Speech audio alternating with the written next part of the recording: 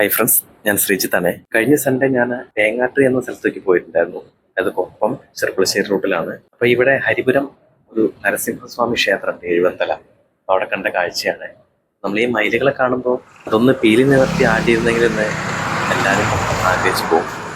അതുപോലെ ഞാനും ആഗ്രഹിച്ചു. അപ്പോൾ കണ്ട ഒരു കാഴ്ചയാണ്, ഒന്ന് കണ്ടു നോക്കൂ.